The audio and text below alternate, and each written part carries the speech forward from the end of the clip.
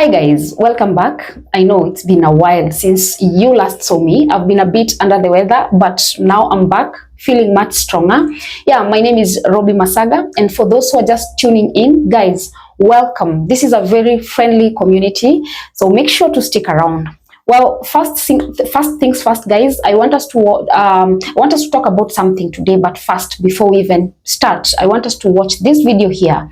Then, once you're done, let me know your thoughts on the comment section. Also, remember to click that subscribe button, leave a like as well to at least boost the engagement. Well, let's get into it.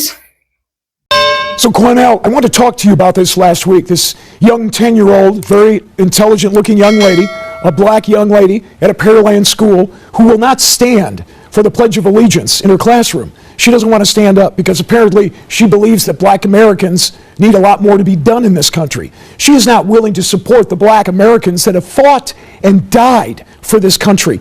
You know what I believe, Cornell? And I know you supported her publicly, but you know what I think? I think at 10 years old, she has no real understanding of what America is. So I wonder if her parents have sat her down and explained what Americans have given their lives, white, black, red. It doesn't make any difference.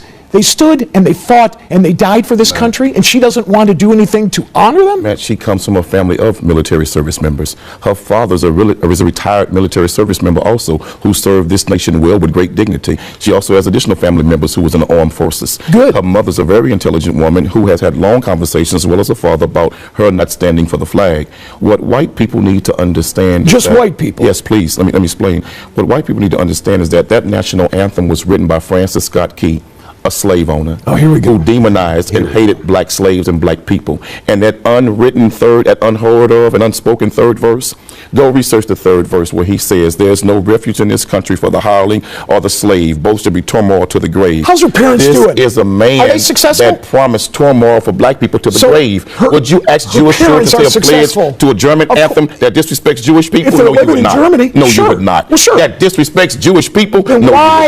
You would not. You certainly can kneel down. In America, you have the right to do that. But what will happen to her, how her friends will respond, how the school will view her, how Americans will view her is very negative. And this is not what you want for your 10-year-old child. And let me say to that young girl and others like that young girl, America looked at the same way at Rosa Parks when she refused to get up and give up her seat to a white man on the bus.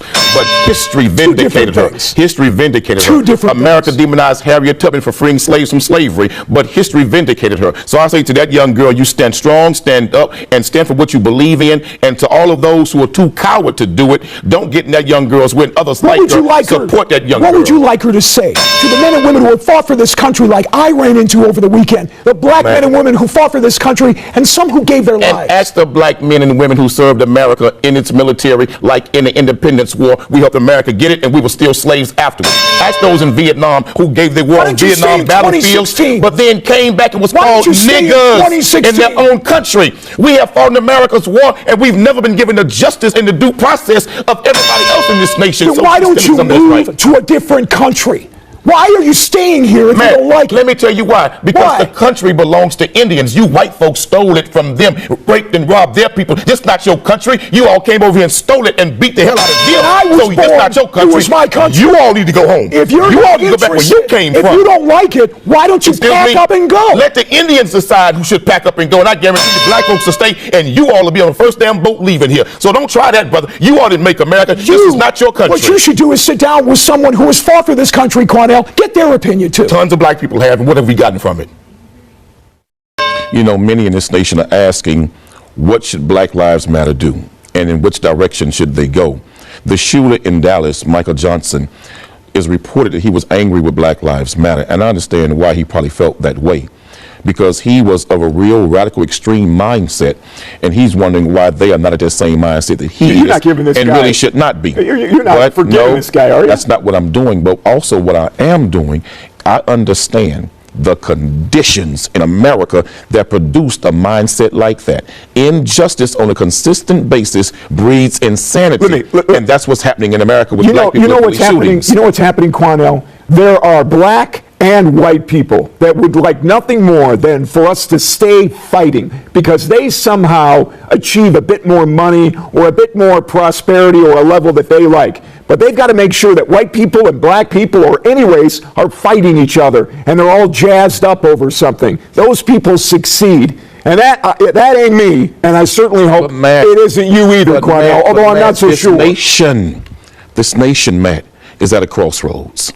If we want to prevent another Michael Johnson, and I sit here with you for 6 years, and I warned you right from this seat that a Michael Johnson would be produced in America if injustice and police killings were not held accountable, these cops. And I'm warning you right now, brother.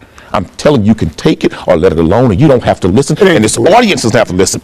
But if they don't change, the next move, terrorist organizations from outside of America are going to try to connect with black people who are angry, disgruntled, and frustrated, and use them as an inside sale to strike America. That's what's coming. His first stop was to an organization like yours, and, you know, the new Black Panthers. He thought maybe that would be the place to go. Can you imagine that in this guy's mind, he looked at you as someone who could use to go after people like me? I put the brother out. I know you did. Because I had no choice but to do so for the safety and security of the other members because of the brother's rhetoric. But at the end of the day, I understand what has produced that kind of mindset in many young black men. Don't you dare think. That's a dangerous thing for you to say, Cornell. Don't you dare think that Michael Johnson was the only one thinking like that in America. He is not. There are other black people in America across this country who think just like that. Let me tell you something, Cornell. There's all different races and breeds of people that unfortunately are thinking that way because there's a fire lit under them by individuals that are smiling from ear to ear, hoping something like that does happen. I'll tell you who wants to see it is Hillary Clinton. Man, ask yourself the question. If black cops were in white neighborhoods executing young white boys like they do black men, and they were never held accountable, what would you white people do? Let me tell you something. You would go to war. You would go to war. 44% more police officers just now in 2016 have been killed trying to do their job than all of last year. But Matt, we have been fighting police brutality really publicly since the 50s. You don't shoot him. You don't shoot him, Cornell. Nothing's changed. You don't shoot him. I agree with that. And they should not be killed or targeted. But Matt, that 1% that they say is bad among them, that 99% better get off their ass and tell the truth and get rid of the 1% that's doing these things. Well, you do the same thing. Matt, we have been trying. Let me tell you something. If these racists on these police departments don't get off their ass and deal with the bad element, I'm telling you, there's going to be more Dallases in America. Then you and I get together and we'll stand up and we'll help them get them off their ass. Let's do that. I have no problem with that. But the chief and district attorneys got to be held accountable to hold everybody to the same standard when they commit a crime, cops and citizens. Guys, do you know that every country has its story written in its symbols, sung in its anthem, and waved in its flag? But not every citizen experiences that story the same way. See, when people talk about patriotism, they often picture pride, parades, anthems, and flags fluttering under the blue skies. But what happens when that pride feels one-sided? When the same symbols that represent freedom for some reminds others of pain, exclusion, or broken promises? Well, guys, that is where this story begins, because a young black girl around 10 years of age made a decision that shocked adults across America. She refused to stand for the Pledge of Allegiance. Now, to some, it looked like disrespect. To others, it was courage, the kind of courage that asks uncomfortable questions about justice, history, and identity. So guys, today, I want to go deeper than the headlines, because this isn't just about a flag or a song. It's about what those things really mean in a country built on contradictions. We are going to explore where that tension comes from, why it still divides people today, and what it says about the kind of a nation America wants to be. Donald Trump presidency, we will finally evict all of these illegal aliens that are coming here and stealing jobs from Americans. If you break into my house, should I just accept you because you washed my dishes and made my beds? I say no. I say you need to go back and come back in the right way. So is that what the Indians should have told white Americans? The original illegal alien or European white folk in America? Agreed. And so should the Indians stand up today and say deport all white folks back to Europe? Well, should we learn something from their mistake? Because we are here now. Or should you learn something from their compassion to give other people an opportunity like was given to you and your ancestors? Learn from their compassion. That's what you should learn from. I say learn from their mistakes. Letting in the white man was the worst mistake that the Indians ever could have made. I agree with you. That was one of the greatest mistakes.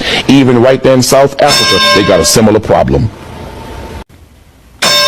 So the bill has hit Governor Abbott's desk and has been signed by Governor Abbott. Basically, the anti-sanctuary city bill has been passed and is now law. And what that bill says is that if local law enforcement or state police view a criminal activity afoot, they make a stop on that state crime, and then they can inquire into the status of an individual's residence. Are they a lawful U.S. citizen? Are they here with a green card? Are they a permanent resident alien? Or are they here illegally without documentation? And if they are here illegally without that documentation, then the feds can get involved and then they can take it from there. I think this is a fantastic law. It is time to start enforcing the laws that are on the books instead of the state and local officials legislating from their own little tiny offices. It's an awful law because it's nothing more than a legal way for law enforcement to racially profile Mexicans and Hispanics. This law was written into existence by Governor Abbott to specifically go after a said group of demographics here in the state of Texas. Secondly, it is awful that we want to call them illegal immigrants to the point to where if a cop does not do his job according to this law, he can be charged and arrested, and the cities can be given a $25,000 fine per day. Well, we'll put a cop in jail for not asking about his immigrant status, but we won't put cops in jail for shooting and killing unarmed black people. That's not true, and that's way too far of a step. Murder is against the law. Yeah, but it's not against the law when you kill black people and you're a cop. See, the problem in America and this state What about the Dallas case where that cop was just because there was video to show he was absolutely lying. So you can't make these broad statements. It's just because simply not true. often there's video, ma'am, where we are killed by cops and nobody ever goes to jail. Ask Eric Garner's family that. Ask the family right there in Baton Rouge, Louisiana, Brother Alton Sterling's family. But your they're not getting justice. So video don't mean nothing for us. But let's get back to the immigrants. I would say to the Hispanic and Mexican community, what you got to do now, hook up with the black community and unite in political power, because if Mexicans and black people unite in Texas, we can control the governor, we can control the lieutenant governor, and we can control politics in Texas, period. I'm saying to Latino brothers and sisters, don't fight them by yourself. If you hook up with black people and we unite, I'm telling you, we can run Texas and then pass laws to deal with those who hate us. You're advocating for criminal activity, Cornell. These people are not here lawfully. They need to do what our ancestors did, what many Mexicans have done. No, wait a minute. Don't interrupt me. Your ancestors came here illegally. Wasn't nothing legal about your ancestors. Listen. They came illegally and they murdered, they raped, they pillaged a whole race of people. This country, Texas, Arizona, California, belongs to the Mexicans. Cornell, get back it was to the stole from them. You tell me to get back to the ancestors, point. They came here illegally. You're not being fair to me here. You say stay on topic. I say, okay, we'll stay on topic. And then as soon as we start talking about illegal immigration, you go back to the black issue. Let's stay on topic. Your ancestors are the master illegal immigrants. Give me the opportunity to respond in that, you know what, we're all Americans here. And if you are here legally, absolutely, then we need to come together and we need to pass good laws for enforcing the law. Well, perhaps the Native Americans should have passed laws against your ancestors. Now, the truth is, patriotism has never been simple in America. For centuries, black and indigenous people have been asked to, pledge loyalty to a flag that didn't always protect them. Think about it. Enslaved people built the foundations of a country that denied their humanity. Black soldiers fought in foreign wars wearing uniforms that couldn't protect them from segregation at home. And indigenous nations rather watched as their land was taken, only to be told to stand proudly for a system that erased them. So when a young girl refuses to stand for the pledge, she's not rejecting her country, she's questioning whether her country has truly kept its promises. And that question matters because patriotism without accountability isn't pride, it's denial. Now, to understand this moment, we have to look back. America's story didn't start with freedom. It started with ownership. People, land, and power were all claimed under the same banner of liberty. From the arrival of Europeans who called themselves discoverers, to the laws that defined who counted as human, to the systems that still echo those choices today. Every era had its anthem, its pledge, its flag, and beneath each one, there were people excluded from its meaning. So maybe what that girl did wasn't rebellion at all. Maybe it was remembrance, a quiet acknowledgement that history isn't healed just because we stop talking about it. Her silence wasn't about hate, it was about honesty. The kind of honesty that makes people uncomfortable because it holds up a mirror. And we all know that mirrors don't lie. Now guys, let's talk about unity and power. But remember, this isn't just a story of division. It's also a story of potential. Because what if the real power isn't in blind allegiance, but in shared truth? When Cornell, one of the thinkers in this discussion, spoke about unity between Black, Brown, and Indigenous communities, he wasn't talking about politics. He was talking about healing. Imagine what happens when people who've been pushed to the edges of history come together, not to compete, but to demand recognition, justice, and reform. That's what terrifies systems built on separation. Now, let's talk about unity, because unity voices change everything, from laws to culture to consciousness. Texas would look different. America would sound different, and freedom would finally start to feel like it belongs to everyone. So here's the truth. This was never about a child being disrespectful. It's about a country still learning what respect really means. Because how can a nation demand loyalty from those it has repeatedly betrayed? How can it celebrate freedom while ignoring those still fighting to experience it fully? Real patriotism isn't performance, it's accountability. It's not standing for a song, it's standing for justice. It's not saluting a flag, it's demanding that the flag represent everyone equally. That 10-year-old, she didn't sit out of disrespect. She sat out of awareness. And that awareness is what real education should look like. When history is taught honestly, patriotism becomes a choice, not an obligation. And that's when it becomes powerful, because it's rooted in truth, not denial. So the next time someone asks, why didn't she stand? Maybe the better question is, what has America done to make her feel she can? This isn't about hating a nation. It's about loving it enough to challenge it. Because love without truth is just silence pretending to be peace. And when that silence breaks, even from the smallest voice in the room, that is where real freedom begins. Now, guys, I want to hear from you.